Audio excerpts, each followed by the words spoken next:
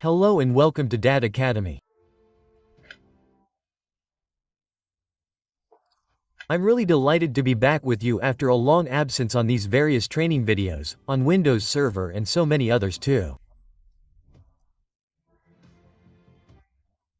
Today, we're going to continue our training on auto availability, clustering, or let's say DHCP failover. We talked about the theoretical part which told us what failover is. If you actually followed the last video which talked about the theoretical part, if you remember, just try to write to me in the various comments. Just pause to explain to me what failover is. So, in time, I want to try to answer this question very quickly. What we're going to call conscious failover, DHCP failover. As its name suggests, when we tell you something toggles, the French word there, that is to say, it's when it tries to change position or change shape, right? It tipped to one side. Before it was on the left side, now it goes to the right side. That's what we call it, with just a simple explanation like that. And now, we're going to talk about DHCP failover. In English, we call it DHCP. Failover is a feature that ensures high availability and redundancy of a DHCP service.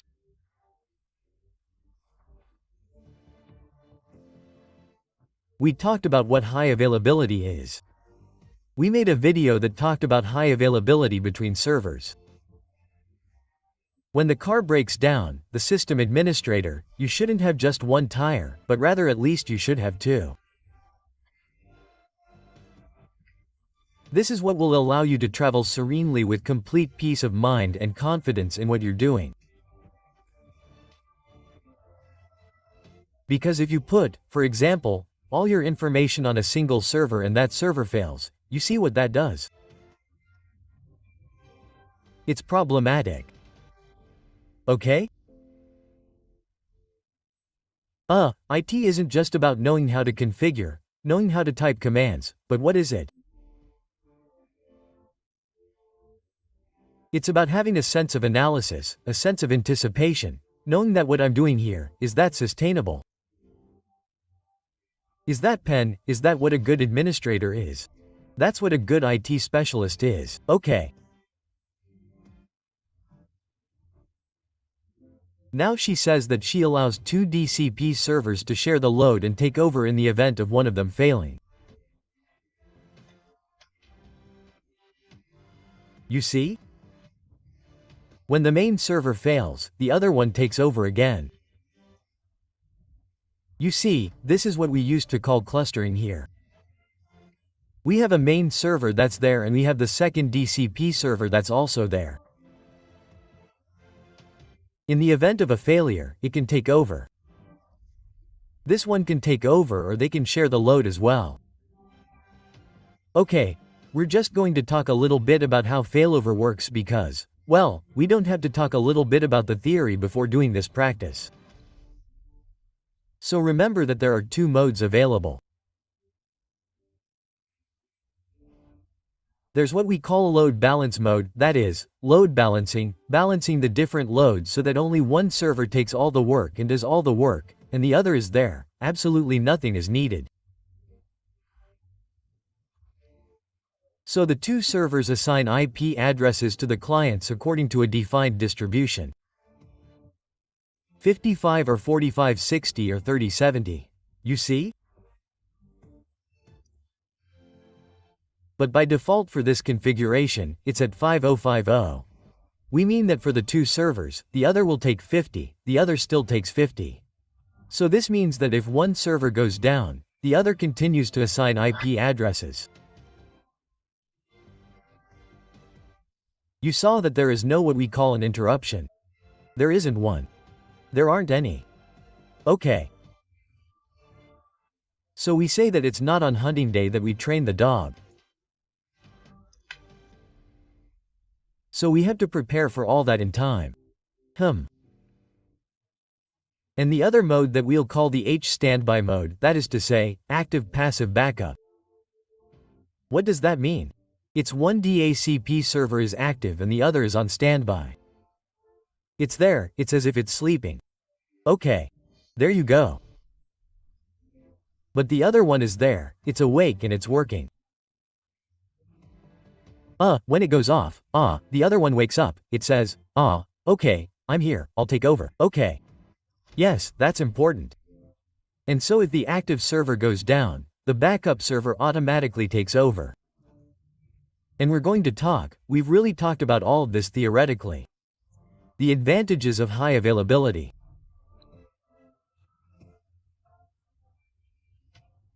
Of the service avoid network interruptions in the event of a server downtime. DHCP load sharing for better distribution of DHCP requests. You saw that this is what we call best practices. Best practices understand that this is really used in large companies and large infrastructures.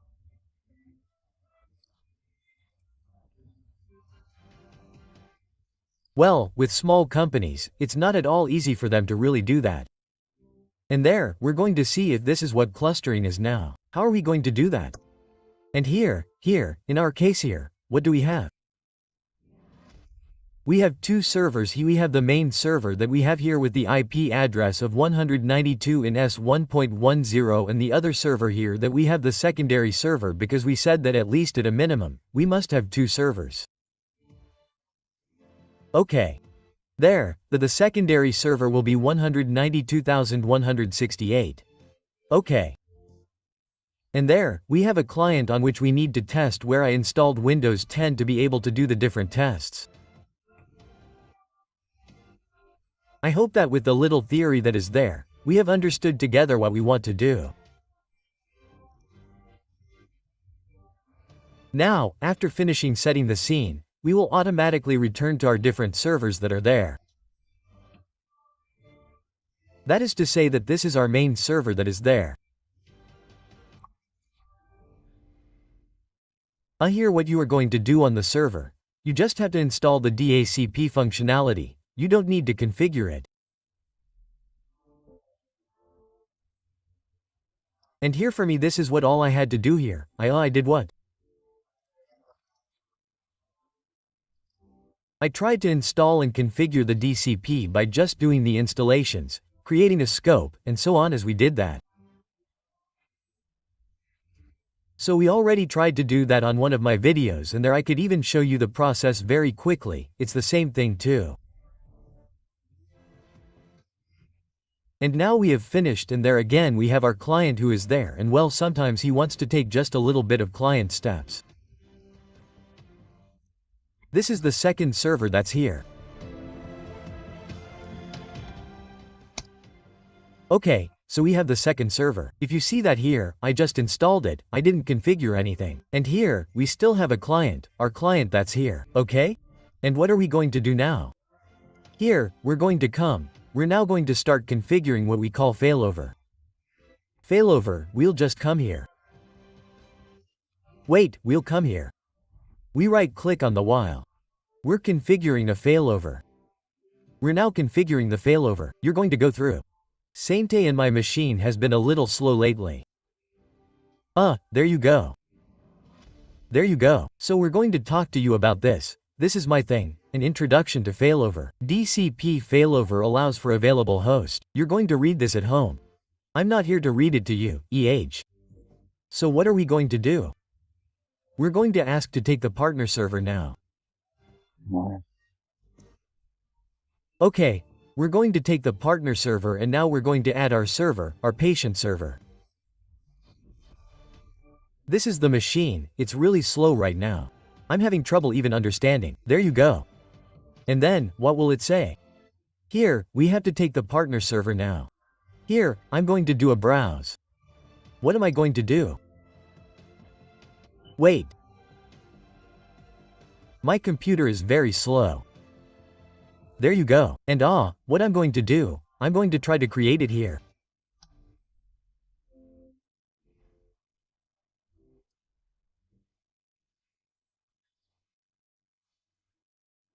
As I named it, I did serve Basque. It's going to try to look for it in my Active Directory. It's there. It's called serve Pascalamon. It only has now, and I did here. We're going to do here.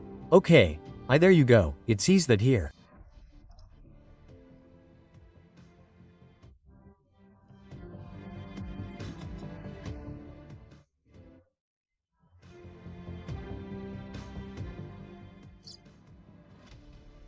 There you go, we continue.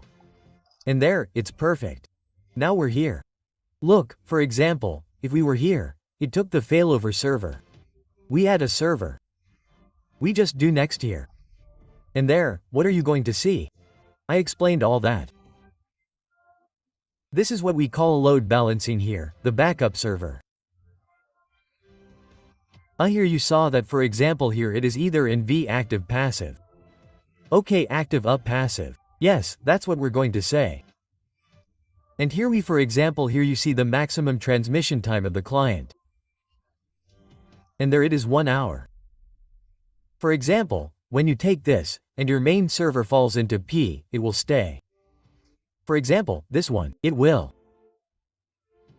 The second will wait 1 hour, and if the other one doesn't react, it will resume at 100% now. That is to say, the allocation of IP addresses too. Okay? And there for the moment, we will take for example here which is the load balancing here 50 the interval of that is it's good. And what are we going to put here? We will put what we call the shared secret. The shared secret here is a key that we're going to use between the servers so that they can still communicate well. Okay. And there, I explained all that. You just have to see carefully, that's what the old videos. Okay.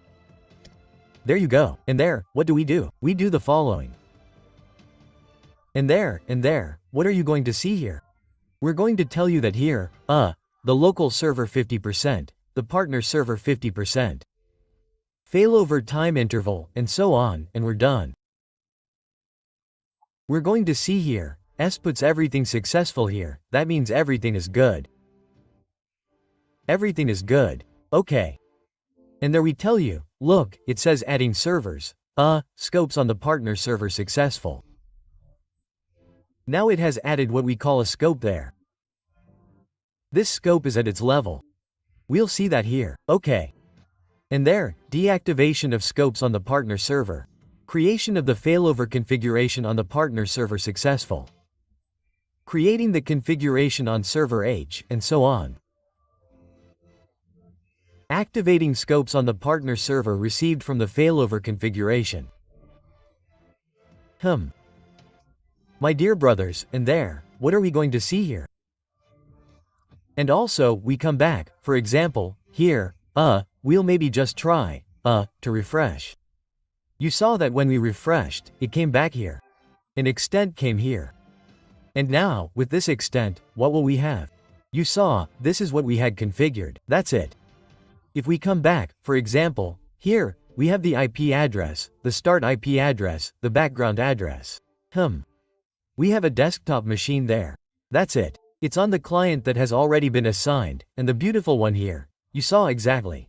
That's it, exactly. That's it. And there are no reservations currently. And what are we going to do? We're going to go back to our main server. For example, here, you have the possibility to do something. Instead of switching between servers, it's a bit of a mic, right? And what can you do there? You can just come here, add a server, and there you do that. SRV failover, we do that. That is to say, we're going to do the administration on a single part, in fact, here, EH. That's things we've already had to do for a very long time. It will normally come here. We will come here. There you go. And now, you saw that here we have our scope which is there. We will just normally try to activate it. Wait. H here you actually have the possibility to replicate the failover scopes. In some cases, if for example you have some problems when you are making configurations, you can just try, for example, to replicate in the scope. Okay. There you go. So here you can replicate the scope, There you go, you can cancel. I'm going to make another video to show you concretely how we actually cancel, the switchover, because sometimes it's not at all easy. And there, normally we just have to activate.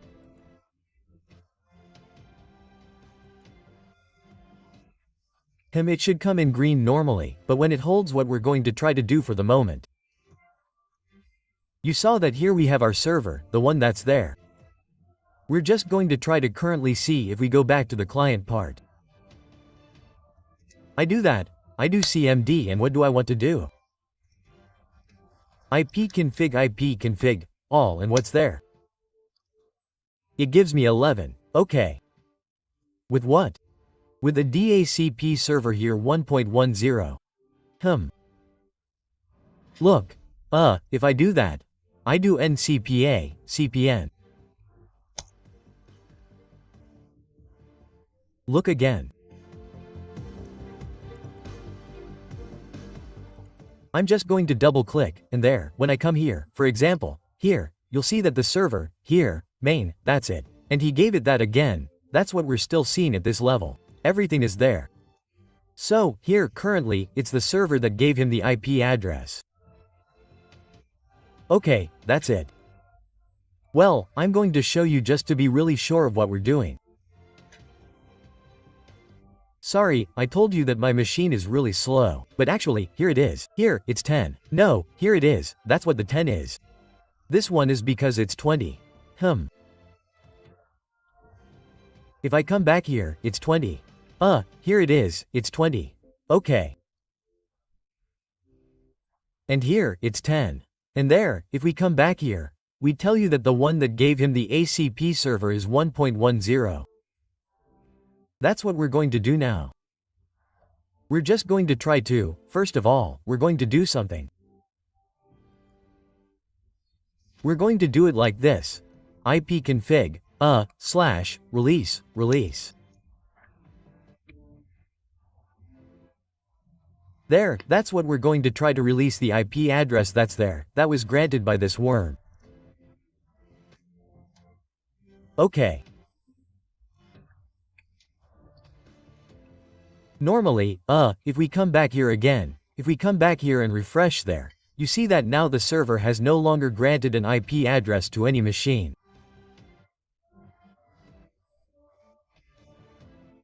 Okay, you see there. Now, what are we going to do? Currently, we don't have an IP address with this worm. The client, what are we going to do? Yes, who can answer please? Go ahead, friends. What are we going to do now to see if the failover works? That's exactly it.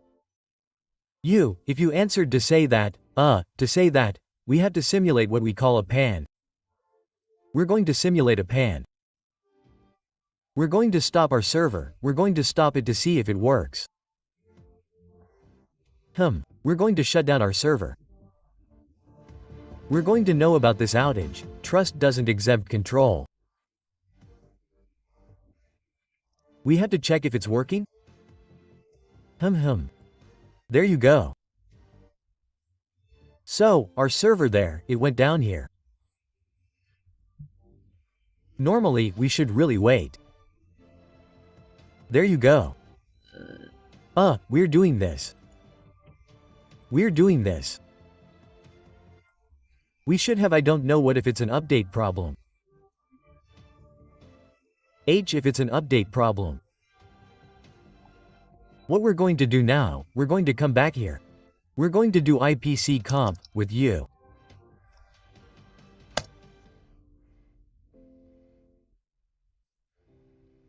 Okay. That is to say, to now try to make an IP address request, a new IP address request.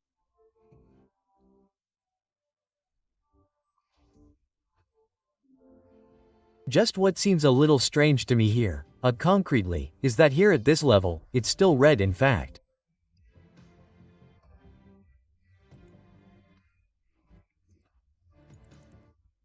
Normally, it should be there in green, but we're going to wait, it takes a little time.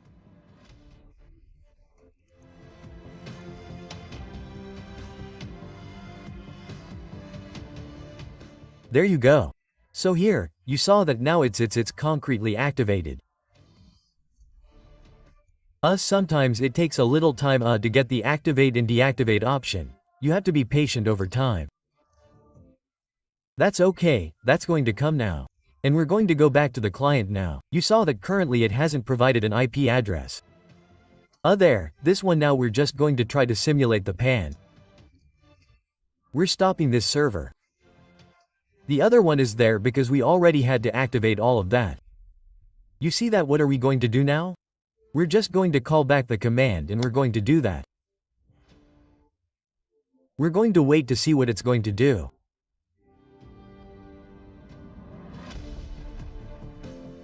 What is it going to do?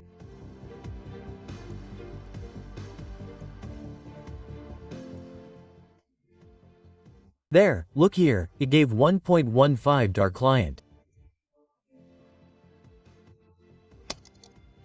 There, you saw here, it's there 1.15.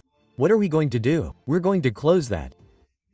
We're going to double click. We're going to look again here. You'll see that now our DHCP server is 1.20. 1.20, not 1.10. Do you understand? And there, we've assimilated a section and we've seen that exactly the problem is resolved. Everything is working fine. Everything is working fine. Now, you can still start your server. So there, we'll have 2 active servers.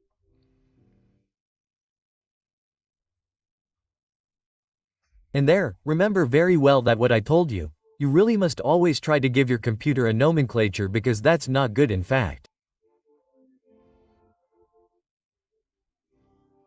And we've already done all that. We won't go over it again. Thank you very much. Thank you for your kind attention. Try to take that again. If you have any questions, don't hesitate to ask me in the comments.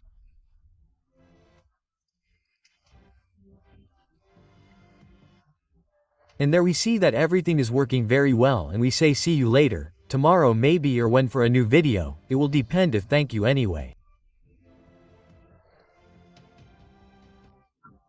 Thank you and goodbye.